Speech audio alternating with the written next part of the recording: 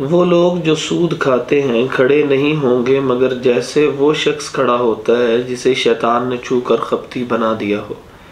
ان آیات سے اللہ تبارک و تعالیٰ نے ایک نہایت کبیح معاشرتی گناہ کی طرف انسانوں کی رہنمائی کی ہے کہ اس گناہ کو چھوڑ دو، ورنہ اس کے بہت سے عذابات میں سے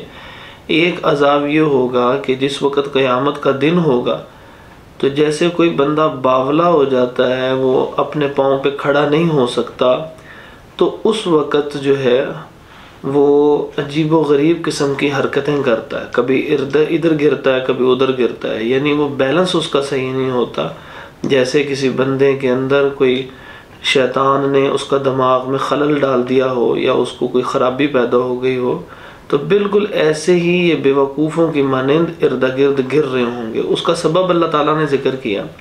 کہ اللہ تعالیٰ نے تجارت کو حلال قرار دیا تھا اور سود کو حرام قرار دیا تھا، لیکن یہ بندہ کہتا تھا تجارت کے اندر بھی پیسے اضافی آتے ہیں اور سود میں بھی پیسے اضافی آتے ہیں، تو لہٰذا تجارت اور سود ایک ہی جیسی چیزیں ہیں۔ تو اللہ تبارک و تعالیٰ نے چونکہ تجارت کو حلال کیا اور سود کو حرام کیا، تو یہ اللہ تعالیٰ کی بتائی ہوئی اس جو مصلحت اور اس کا جو حکم ہے اس کے اندر فرق نہیں کر سا۔ تو اب اس کا میں آپ کو تھوڑا سا فرق بتاتا ہوں کہ ان میں فرق ہوتا کیا ہے۔ تجارت اشیاء کی ہوتی ہے، بعض حلال اشیاء ہوتی ہیں، ان حلال اشیاء کو جب آپ فروخت کرتے ہیں، جو قیمت خرید آپ کی اصل ہوتی ہے اس سے اضافی قیمت پہ جب آپ فروخت کرتے ہیں، تو وہ جو اضافی چیز ہوتی ہے بغیر کسی جھوٹ کے آپ نے جو فروخت کیا، تو یہ اللہ تعالیٰ نے حلال قرار دیا ہے۔ تو جو اصل قیمت چیز کی ہوتی ہے اس کے اوپر جو اضافی چیز لیتے ہیں، یعنی اضافی مال وصول کر رہے ہوتے ہیں، یہ آپ کا نفع کہلاتا ہے اور یہ حلال ہے۔ جبکہ پیسہ جو اگر کسی شخص کو دیا جائے اور وہ اس کو کہا جائے کہ تم نے استعمال کرنا ہے تو کر لو، مجھے 1 مہینے 2 مہینے یا خاص مدت کے بعد تم نے مجھے یہ پیسہ واپس کرنا ہے، لیکن جتنے پیسے تمہیں دے رہا ہوں اس سے اضافی پیسے واپس کرنے ہیں، یعنی کہ رقم کا کرایہ وصول کر رہا ہے۔ تو یہ جو رقم کا کرایہ ہے یا رقم کو فروخت کرنے کے بدلے کچھ اضافی رقم وصول کر رہا ہے، اسی کرنسی کے اندر کرنسی چینج ہو جائے تو اس کی ویلیو چینج ہو جاتی ہے۔ جیسے سونے کے بدلے چاندی، چاندی کے بدلے سونا تبدیل ہو سکتا ہے، کوئی حرج نہیں ہے۔ لیکن ایک ہی کرنسی کو اسی کرنسی میں فروخت کرتے ہوئے جب اضافی رقم لی جائے، یہ جی نئے نوٹ ہیں یہ پرانے نوٹ ہیں، یا کوئی ایسا سبب پیدا کر لیا جائے کہ اس کو اس کا کرایہ وصول کر لیا جائے، تو یہ ناجائز اور حرام ہے، اسی کو سود کہتے ہیں۔ لیکن عام آدمی جو سود خور ہوتا ہے، سود پہ لین دین کرنے والا ہوتا ہے، اس کو یہ بات سمجھ نہیں آتی۔ حالانکہ اللہ تعالیٰ نے اشیاء کی تجارت حلال قرار دی ہے، لیکن جو مال کی تجارت یعنی کرنسی کی تجارت ہے وہ صرف اور صرف 2 شکلوں میں حلال ہے، کہ یعنی 2 شرائط ہوں گی تو ان کی تجارت اسی کرنسی سے کی جا سکتی ہے۔ پہلی شرط یہ ہے کہ وہ برابر ہو، یعنی اس کی میئرمنٹ، یعنی جتنی مالیت کسی کو فروخت کی جا رہی ہے اتنی ہی مالیت وہ ہو تو اس کو فروخت کرتے ہو، اور دوسری بات وہ نقد ہو، ادھار نہیں ہو سکتا، تو تجارت پھر جائز ہوگی، ورنہ پھر جو ہے وہ سود کہلائے گا۔ رسول اللہ صلی اللہ علیہ وآلہ وسلم نے فرمایا یہ سونے کے بدلے سونا، اور اسی طرح چاندی کے بدلے چاندی، جو کے بدلے جو، گندم کے بدلے گندم، نمک کے بدلے نمک، اور کھجور کے بدلے کھجور جو ہے۔ اگر تم نے ان کی تجارت کی تو 2 شرائط رکھو، یعنی اسی وقت ہو، یعنی نقد ہو، اور اس کے میئرمنٹ ہو یا جو تعداد ہو وہ بالکل برابر ہو۔ یہ عام طور پہ کیا جاتا ہے کہ پرانا سونا دے کے تو وہ نیا سونا لیا جاتا ہے، تو نیا سونا اور پرانا سونے کی جو اس کی تول ہے وہ برابر ہونا ضروری ہے۔ لیکن اگر آپ یہ چاہتے ہیں کہ وہ پرانا سونا ہے، خریدار ہیں آپ اس کے، اور اس کو نیا سونا بنا کے دینا چاہتے ہیں، تو آپ کہتے ہیں کہ یہ مجھے اس کا کیا فائدہ، تو آپ سب سے پہلے چیز کہ ایک اپنی جو چیز ہے اس کو کسی اور کرنسی میں فروخت کریں، اور فروخت کرنے کے بعد پہلے سے طے نہ کریں کہ میں نے فروخت بھی تمہیں کرنا اور خریدنا بھی تم سے، آپ جہاں سے مرضی اس قیمت سے نیا سونا پرچیز کر لیں۔ یعنی جنس بدلنے سے آپ ایک تجارت کر سکتے ہیں، لیکن اگر جنس وہی رہے گی تو پھر اس کی تجارت جو ہے وہ وزن کے اعتبار میں بھی برابری اور نقد ہوگی۔ اس کا مطلب یہ ہے کہ سونے کی تجارت ادھار بھی نہیں کی جا سکتی۔ لیکن یہ عام طور پہ لوگوں کو ان باتوں کا، جو سود خور ہوتے ہیں، نہ علم نہیں ہوتا، سمجھ نہیں ہوتی، تو جس کی وجہ سے وہ یہ کہتے تھے کہ تجارت حلال ہے تو پھر یہ سود بھی تو تجارت کی مانند ہے۔ اللہ تعالیٰ نے فرمایا وہ لوگ جو سود کھاتے ہیں کھڑے نہیں ہوں گے مگر جیسے وہ شخص کھڑا ہوتا ہے جسے شیطان نے چھو کر خبتی بنا دیا ہو۔ یہ اس لیے کہ انہوں نے کہا بیع تو سود ہی کی طرح ہے، یعنی وہ جس طرح پاگل کو سمجھ نہیں لگتی، اسی طرح اس کو اس معاشی مسئلے کی سمجھ نہیں لگ رہی، تو اس لیے فرمایا کہ یہ پھر اس کی بیوقوفی کا کہ اس کو سزا یہ دی جائے گی۔ حالانکہ اللہ نے بیع کو حلال کیا، یعنی تجارت کو حلال کیا اور سود کو حرام کیا۔ پھر جس کے پاس اس کے رب کی طرف سے کوئی نصیحت آئے پس وہ باز آ جائے تو جو پہلے ہو چکا وہ اسی کا ہے۔ مطلب یہ کہ اگر کسی نے کوئی سودی لین دین کا معاملہ کیا، اسے علم میں نہیں تھا کہ یہ سود ہے، جب اس کو معلوم ہو گیا کہ واقعی یہ سود ہے تو پھر اس کے لیے اسے چھوڑنا لازم اور فرض ہو گیا ہے۔ لیکن اگر اس نے نہ چھوڑا تو پھر وہ مکمل گناہ گار ہوگا۔ لیکن اگر اس نے چھوڑ دیا تو اس کے آگے ایک شرط ذکر ہو رہی ہے جو اپنے مقام پہ بھی ذکر کرتا ہوں انشاءاللہ۔ وہ شرط یہ ہے کہ اگر کسی نے کسی سے سود پہ لین دین کیا تو اصل رقم وہ واپس لے سکتا ہے، لیکن اس کے علاوہ جو اس کو سمجھ لگنے کے عرصے کے اندر، یعنی جب اس نے سود کے اوپر لین دین کر لیا ہے اور اس میں سے کچھ نہ کچھ سود دیا گیا ہے، تو جب توبہ کی مسئلے کی سمجھ لگی تو اس دوران جو معاملہ پہلے ہو چکا ہے سود والا اس کو چھوڑ دے، وہ اللہ تعالیٰ کی طرف سے معاف ہو جائے گا جب وہ توبہ کرے گا۔ لیکن اس کے بعد مزید بقایا طے شدہ سود بھی واپس نہیں لے سکتا، صرف اصل واپس لے گا۔ اور میں اس کے رب کی طرف سے کوئی نصیحت آئے پس وہ باز آ جائے تو جو پہلے ہو چکا ہے وہ اسی کا ہے اور اس کا معاملہ اللہ کے سپرد ہے، اور جو دوبارہ ایسا کرے گا تو وہی آگ والے ہیں، وہ اس میں ہمیشہ رہنے والے ہیں۔ اللہ سود کو مٹاتا اور صدقات کو بڑھاتا ہے۔ لوگ اس لیے سود کے اوپر پیسہ دیا کرتے تھے کہ ان کے خیال میں مال جو ہے وہ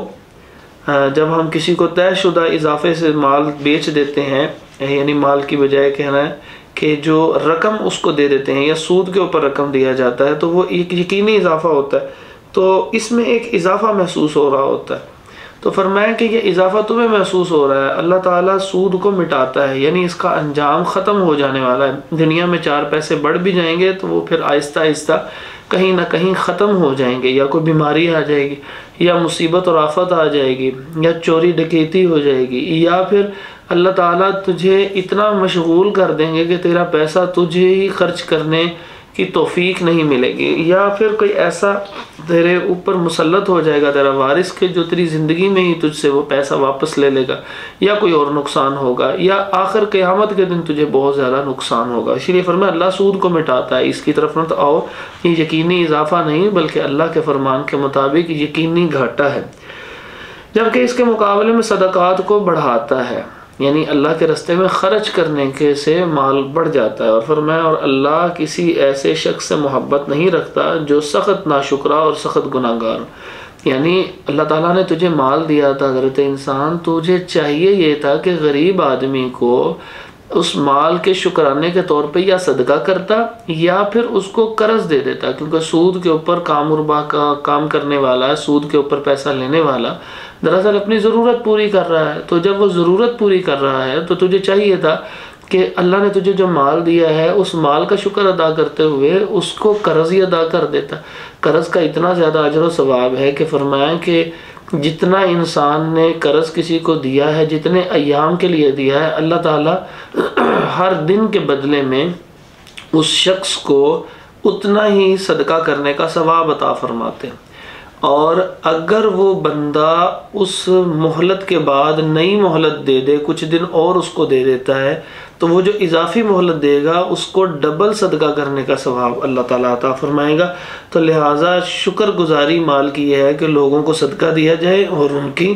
ضروریات پوری کرنے کے لیے ان کو قرض حسنہ دیا جائے۔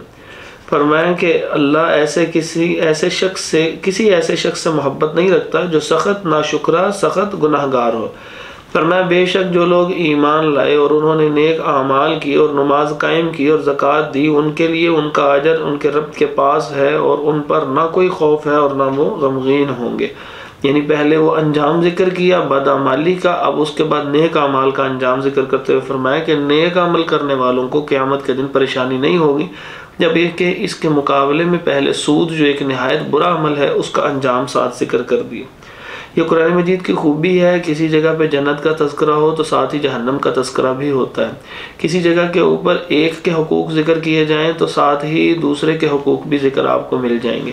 اس کو کہتے ہیں تعرف الاشیاء باضدادها، جہاں توحید کا ذکر ہوگا وہاں شرک کی مذمت بھی ساتھ ہی آ جائے گی۔ تو اس سے انسان کو اس کے مکمل طور پہ اس کی تسلی ہو جاتی ہے کہ صرف ڈرانا ہی نہیں ہے، ساتھ خوشخبری ہے، صرف خوشخبری ہی نہیں ساتھ ڈراوا بھی ہے برے اعمال پہ۔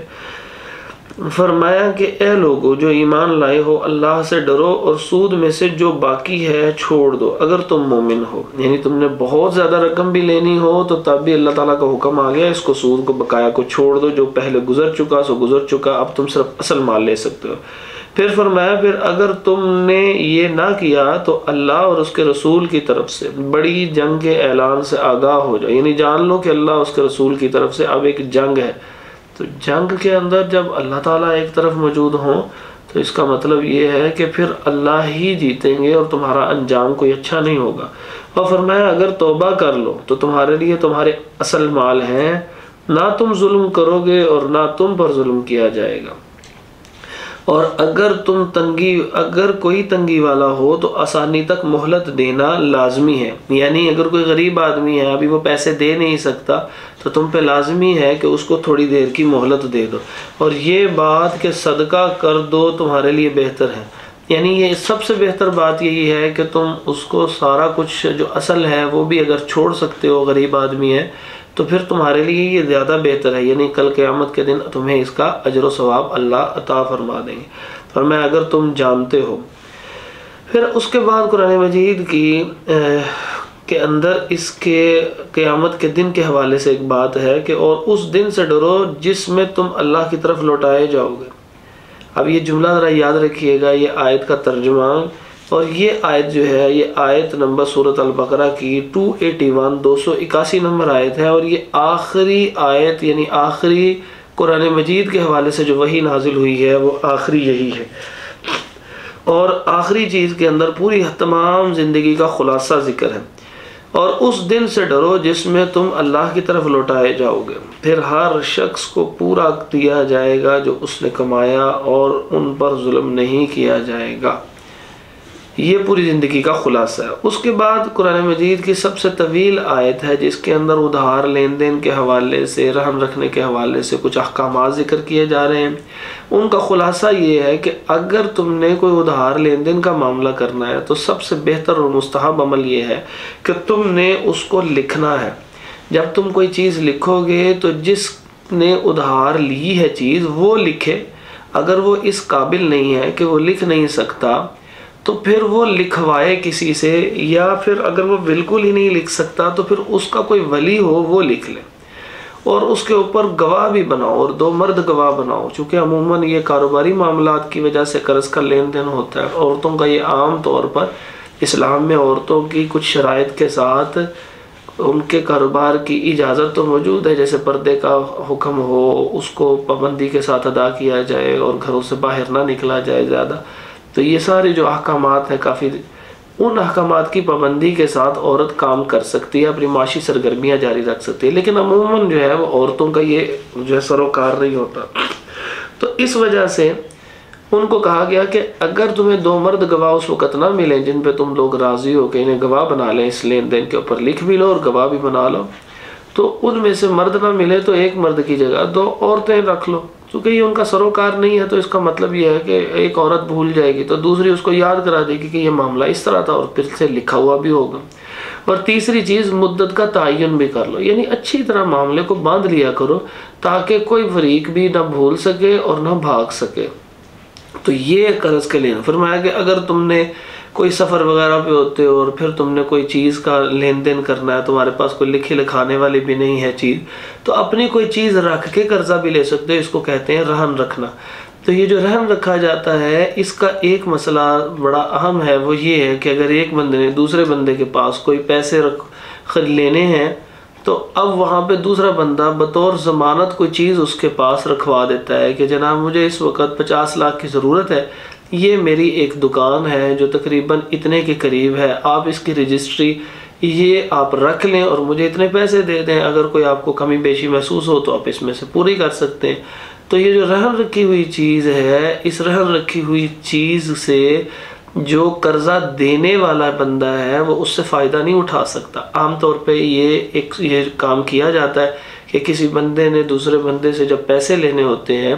تو وہ اس سے پیسے وصول کر کے اس کو کوئی نہ کوئی اپنی چیز دے دیتا ہے، تو وہ جو چیز ہوتی ہے وہ اتنی دیر تک استعمال کرتا رہتا ہے، تو یہ ناجائز ہے اور یہ سود کی قسم ہے، یعنی اس رہن سے فائدہ نہیں اٹھایا جا سکتا۔ اگر اس نے فائدہ اٹھانا ہے تو اس کا کرایہ پہلے طے ہوگا اور وہ کرایہ الگ سے ادا کرے گا، کیونکہ قرض کا جتنا بڑا ثواب اللہ تعالیٰ عطا فرما رہے ہیں تو پھر اوپر اس رقم سے کوئی فائدہ نہیں لیا جا سکتا۔ اگر رقم سے فائدہ لیا جا رہا ہوگا تو رقم سے فائدہ تو وہ سود ہے جس کا پہلے ذکر کیا جا چکا ہے۔ آئیے اس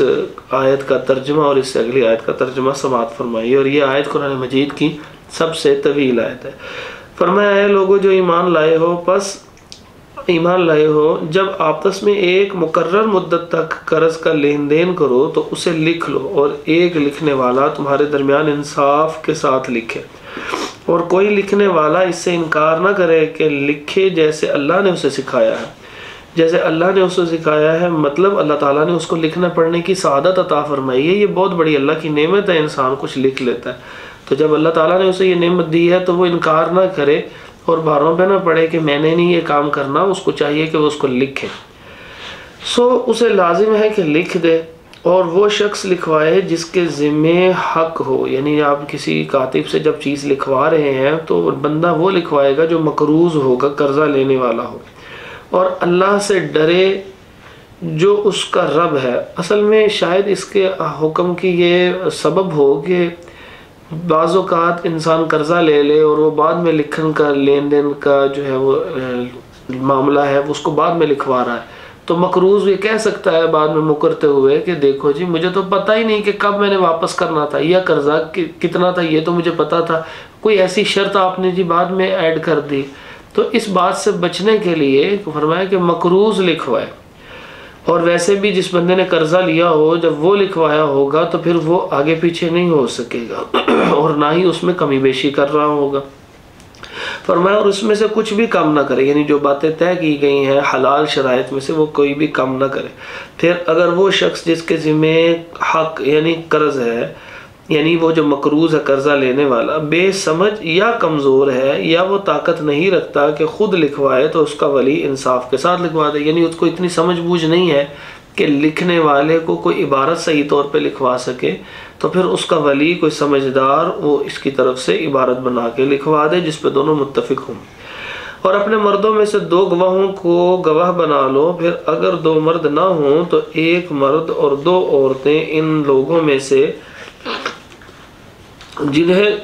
تم گواہوں میں سے پسند کرتے ہو، اس لیے کہ دونوں میں سے ایک بھول جائے تو ان میں سے ایک دوسری کو یاد دلا دے، اور گواہ جب بھی بلائے جائے انکار نہ کرے۔ مطلب یہ ہے کہ اگر کوئی اس معاملہ خراب ہو گیا ہے اور گواہوں کو بلایا گیا ہے کہ گواہی دو اور یہ لکھے ہوئے کے اوپر یقین دہانی کراؤ کہ یہ اسی طرح لکھا گیا تھا، تو وہ اس سے انکار نہ کرے اور اس سے مت اکتاؤ، یعنی معاملہ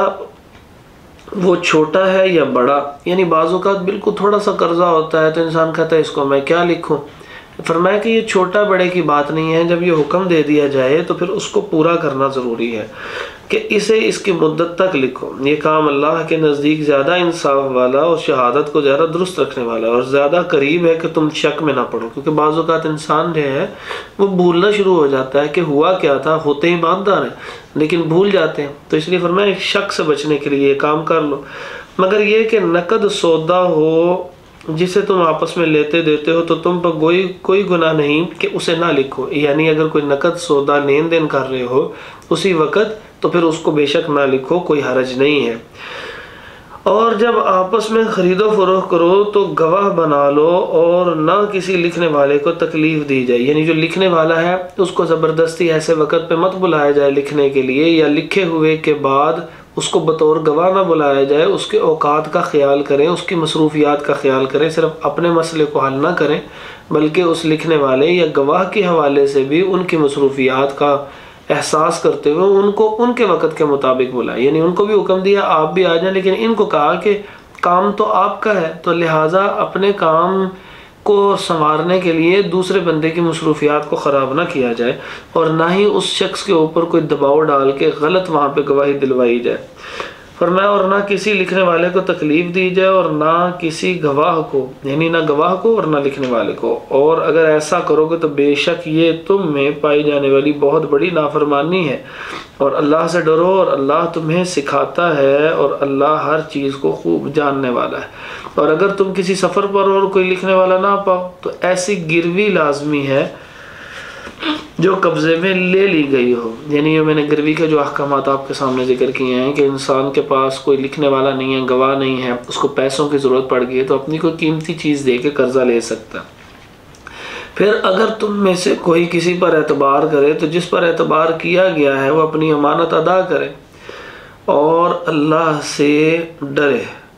جو اس کا رب ہے، اور شہادت مت چھپاؤ۔ یعنی اگر تمہیں معلوم ہو چکا ہے یہ معاملہ صحیح تھا تو کسی بھی وجہ سے اپنے رشتہ داروں کا خیال کرتے یا ڈر اور خوف کی وجہ سے وہ سچ بات کو مت چھپاؤ، اور جو اسے چھپائے تو بے شک وہ اس کا دل گناہ گار ہے، اور اللہ جو کچھ تم کر رہے ہو اسے خوب جاننے والا ہے۔ فرمایا اللہ ہی کا ہے جو کچھ آسمانوں میں ہے اور جو کچھ زمین میں ہے، اور اگر تم اسے ظاہر کرو جو تمہارے دلوں میں ہے یا اسے چھپاؤ، یہ اللہ تعالیٰ کی طاقت کا اظہار ہے۔ فرمایا اللہ تم سے اس کا حساب لے گا۔ اب جب یہ آیت نازل ہوئی تو صحابہ پریشان ہو گئے کہ دل میں تو بہت ساری باتیں بعض اوقات انسان کی چاہت کے بغیر بھی آ جاتی ہیں، خیالات آ جاتے ہیں۔ تو پھر اگلی آیات جو 2 نازل ہوئیں اس کے بعد والی، جس کا بھی ترجمہ انشاءاللہ آپ کے سامنے ذکر کرتے ہیں، تو اس میں بتایا گیا کہ اللہ رب العزت دل کے آنے والے خیالات جو تمہارے جان بوجھ کے نہیں ہوتے، کوئی بدگمانی سے متعلق جو تم نے خاص طور پہ خود نہیں سوچے ہوتے، تو تم پہ کوئی گناہ نہیں ہوگا، یعنی آسانی فرما دے۔ فرمایا کہ پھر جسے چاہے گا بخش دے گا اور جسے چاہے گا عذاب دے گا۔ یعنی تم اس کو یہ نہیں کہہ سکتے کہ اس کو کیوں بخشا اور مجھے کیوں پکڑا ہے، یہ اللہ تعالیٰ کی مرضی ہے، وہ بادشاہ ہے، اور اللہ ہر چیز پر پوری طرح قادر ہے۔ پھر اس کے بعد یہ جو 2 آیات ہیں، فرمایا یہ جو 2 آیات آخری ہیں آمن الرسول سے لے کے آخر تک، یہ 2 آیات اتنی اہم ہیں اور عظمت والی ہیں کہ ان 2 آیات کو جو شخص رات کو پڑھ کے سوتا ہے، فرمایا کہ اگر وہ اس رات دنیا سے رخصت ہو جائے، فوت ہو جائے، تو اس کو یہ 2 آیات ہی کافی ہیں۔ معلوم یہ ہوتا ہے کہ مزید وضاحت تو نہیں ہے، لیکن معلوم یہ ہو سکتا ہے اس کو موت کی سختیوں سے کافی ہو، قبر کے عذاب سے بچانے کے لیے کافی ہو، آخرت کے اندر کیونکہ وہ توحید کے ساتھ دنیا سے جا رہا ہے تو اس کے لیے آسانی کے لیے کافی ہو، کسی بھی معاملے میں یہ 2 آیات کافی ہیں، اس پہ سستی نہیں کرنی چاہیے۔ ترجمہ سماعت فرمائیے۔ یہ رسول اس پر ایمان لایا جو اس کے رب کی جانب سے اس کی طرف نازل کیا گیا، اور سب مومن بھی ہر ایک اللہ اور اس کے فرشتوں اور اس کی کتابوں اور اس کے رسولوں پر ایمان لایا۔ ہم اس کے رسولوں میں سے کسی ایک کے درمیان فرق نہیں کرتے، یعنی ہم کسی کو بھی جھٹلاتے نہیں ہیں۔ یہودیوں نے حضرت عیسیٰ علیہ السلام کو نبی ماننے سے انکار کر دیا تو انہوں نے جھٹلا دیا، عیسائیوں نے حضور صلی اللہ علیہ وآلہ وسلم کو ماننے سے انکار کر دیا، یہودیوں نے داؤد علیہ السلام کو بھی ماننے سے انکار کر دیا، جبکہ مسلمان یہ ہیں کہ سب کو نبی مانتے ہیں، جو اللہ کے نبی گزرے ہیں ان کی عزت و احترام میں کمی نہیں کرتے۔ یہ ہے کہ ہم اس کے رسولوں میں سے کسی ایک کے درمیان فرق نہیں کرتے۔ اور انہوں نے کہا ہم نے سنا اور ہم نے اطاعت کی، تیری بخشش مانگتے ہیں ہمارے رب، تیری ہی طرف لوٹ کر جانا ہے۔ فرمایا اللہ کسی جان کو تکلیف نہیں دیتا مگر اس کی گنجائش کے مطابق، اسی کے لیے ہے جو اس نے نیکی کمائی۔ لہٰذا یہ کہنا، یہ جو عام طور پہ ہمارا جملہ ہوتا ہے کہ میری بس ہو گئی ہے، یعنی میری اتنی زیادہ، میری پہنچ سے زیادہ تکلیف مجھے پہنچ چکی ہے، یہ جملہ درست نہیں ہے، کیونکہ اللہ تعالیٰ فرماتے ہیں کہ اللہ کسی جان کو تکلیف نہیں دیتا مگر اس کی گنجائش کے مطابق۔ تو لہٰذا جو تکلیف آئی ہے اس پہ صبر بھی کرنا اور اس تکلیف کو دور کرنے میں اپنے رب کے سامنے التجائیں کرنا، یہ بہت ضروری ہے۔ لیکن یہ جملہ مت کہیے کبھی زندگی میں کہ میری استطاعت سے بڑھ کے تکلیف آ گئی ہے، استطاعت سے بڑھ کے اللہ تعالیٰ کسی کو تکلیف نہیں دیتا۔ اسی کے لیے ہے جو اس نے نیکی کمائی اور اسی پر ہے جو اس نے گناہ کمایا۔ اے ہمارے رب ہم سے مواخذہ نہ کر اگر ہم بھول جائیں یا خطا کر جائیں۔ یہ وہی بات ہے کہ جو پہلے فرمایا جا رہا تھا کہ تم لوگوں سے تمہارے دل کی باتوں کے بارے میں بھی سوال کیا جائے گا، تو یہاں پہ صحابہ پریشان ہوئے، تو پھر یہ آیات بھی نازل ہوئی کہ جن کے اندر یہ دعا ہے، اور اللہ رب العزت نے یہ دعا جو ہے انسان جو مانگتا ہے پڑھتا ہے یہ قبول کر لی ہوئی ہے پہلے سے۔ اے ہمارے رب اور ہم پر کوئی بوجھ نہ ڈال جیسے تو نے اسے ان لوگوں پر ڈالا جو ہم سے پہلے تھے، یعنی ان کے اندر بہت سارے احکامات جو ہیں وہ ہماری شریعت سے زیادہ جو ہے وہ سخت تھے، لیکن وہ ان کی ضرورت کے مطابق ہوں گے، کیونکہ اللہ رب العزت جس کو بھی کوئی چیز عطا فرماتے ہیں وہ اپنے حکم سے اس کی ضرورت کے مطابق ہوتی ہے۔ لیکن اب یہ چونکہ دین ہے، لہٰذا یہ قیامت تک رہنا ہے، تو یہ آسان ترین دین ہے، تو اس میں یہ دعا کی جا رہی ہے کہ یا اللہ اے ہمارے رب اور ہم پر کوئی بوجھ نہ ڈال جیسے تو نے اسے ان لوگوں پر ڈالا جو ہم سے پہلے تھے۔ اور یہ دعا قبول شدہ ہے، اللہ تعالیٰ نے ہم پہ بہت ساری رحمتیں نازل فرما دی۔ اور پھر اگلی دعا ہے کہ اے ہمارے رب اور ہم سے وہ چیز نہ اٹھوا جس کے اٹھانے کی ہم میں طاقت نہیں ہے، یعنی نہ تو پہلے لوگوں جیسی مشقت ہو اور نہ ہی ہم پہ کوئی ایسی مشقت ہو کہ جس سے ہم پریشان ہو جائیں۔ اور یہ دعا بھی قبول شدہ ہے۔ اور ہم سے درگزر کر اور ہمیں بخش دے اور ہم پہ رحم کر، تو ہی ہمارا مالک ہے، سو کافر لوگوں کے مقابلے میں ہماری مدد فرما۔ اللہ تعالیٰ آپ کے سننے کو، ہمارے پڑھنے کو قبول فرمائے اور اس کے بدل میں قرآن مجید کی محبت بھی عطا فرمائے، ہماری نسلوں کے اندر بھی دین داخل فرما دے، آسانیاں عطا فرما دے، دنیا اور آخرت کی بھلائیاں اور حسنات ہمیں عطا فرما دے، ہماری سیئات سے اللہ تعالیٰ درگزر فرما دے۔ سورۃ البقرہ بہت قیمتی سورت ہے، اور قرآن مجید کی اس صورت میں بہت سے احکامات تھے جن کا مختصر خلاصہ ذکر کرنے کی کوشش کی ہے۔ جو کوئی خوبی ہے وہ اللہ تبارک و تعالیٰ کی رحمت کی وجہ سے ہے، جو کمی رہ گئی وہ ہماری غلطیوں کی وجہ سے۔ اللہ تعالیٰ ہمیں ہماری غلطیوں پہ معاف فرمائے اور قیامت کے دن قرآن کی سفارش نصیب فرمائے۔ اس کو ضرور سنیے، شیئر کیجیے، اور آگے اس کے جو قرآن مجید کا بقایا ترجمہ ہے اس حوالے سے بھی اپنا ذہن بنائیں، اور اس کو انشاءاللہ پورے ترجمے کو اسی طرح سماعت فرمائیں۔ ایک دفعہ سن لینے کے بعد پھر دوبارہ بار بار سماعت کرتے رہیے۔ قرآن جتنی دفعہ آپ سنتے ہیں اس سے مزید آپ کا ذہن کھلتا ہے اور عمل آسان ہوتا ہے۔ السلام علیکم ورحمۃ اللہ وبرکاتہ۔